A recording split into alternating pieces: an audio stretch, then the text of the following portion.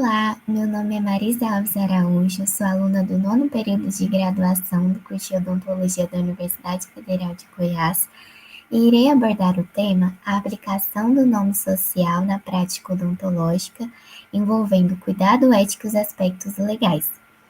Esse trabalho foi orientado pelo professor Dr. Mauro Machado do Prado e também teve como autoras colaboradoras as discentes Luísa Silva Rodrigues, Liana Machado do Prado Dias Maciel e Lorena da Costa Machado. Bom, o uso do nome social é um assunto muito importante e bastante discutido, uma vez que remete ao respeito à dignidade humana, à autonomia do indivíduo e à identidade de gênero. Mas, antes de aprofundarmos no tema do trabalho, é necessário que entendamos um pouco mais sobre o que é essa tal identidade de gênero. Existem pessoas que elas não se identificam em seu gênero com o corpo que possuem. Existem pessoas que não se filiam à divisão masculino, feminino. Em especial, os indivíduos trans, transexuais, transgêneros, travestis, eles não se enquadram no estereótipo de sexualidade ou de gênero. Eles possuem suas próprias definições, seus próprios conceitos, suas próprias proposições. Essa busca, essa manifestação, se refere ao que chamamos de identidade de gênero. E essa identidade de gênero, ela pode ser definida como sendo a forma pela qual um indivíduo expressa o gênero com o qual ele se identifica. A partir desse conceito, surge um outro conceito que possui íntima relação chamado nome social. O nome social, ele é aquele nome pelo qual esses indivíduos gostam e se identificam socialmente, ou seja, é aquele nome pelo qual o indivíduo ele prefere ser chamado socialmente no convívio com as pessoas, no convívio em sociedade.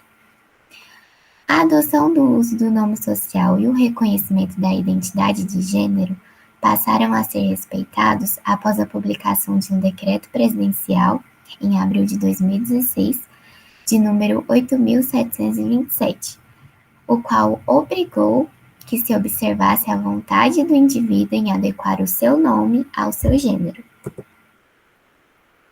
A partir disso, o objetivo do nosso trabalho foi a análise do uso ético-legal do nome social no âmbito da odontologia. Como metodologia, nós realizamos a análise do decreto presidencial em questão, o decreto de número 8.727, em conjunto com outros documentos que já foram publicados anteriormente a este decreto e já norteavam sobre tais conceitos. Dentre eles, nós temos a Carta dos Direitos dos Usuários da Saúde, englobando a área da saúde. Após a análise desses documentos, nós observamos os pontos importantes e a implicação de tais conceitos na relação profissional-paciente durante a assistência odontológica, observando, sobretudo, os aspectos éticos e legais segundo o Código de Ética Odontológica.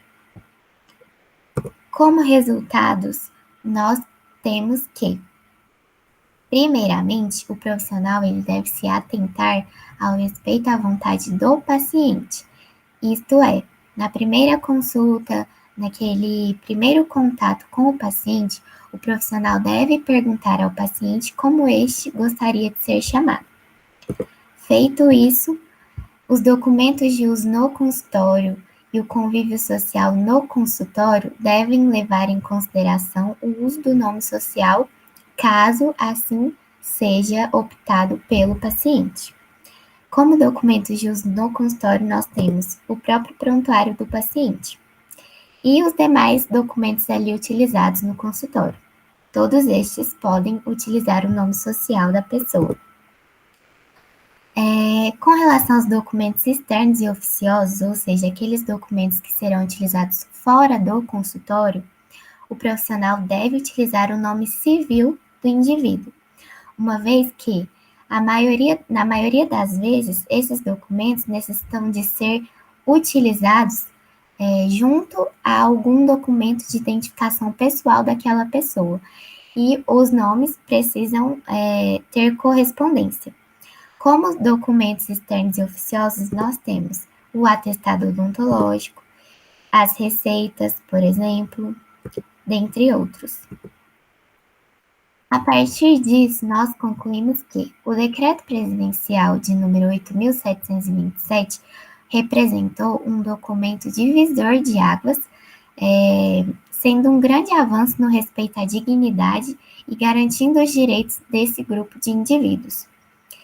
Além disso, fica mais evidente e mais assegurado que, se o profissional ele não respeita tais medidas, ou seja, não respeita a adoção do nome social e não reconhece a identidade de gênero, ele está cometendo infração ética e pode responder legalmente. Assim, é muito importante que o profissional ele atenda, entenda e acolha o paciente, contribuindo para um atendimento humanizado, respeitoso e ético. Aqui foram as nossas referências. Desde já agradeço a oportunidade, estou aberta a dúvidas.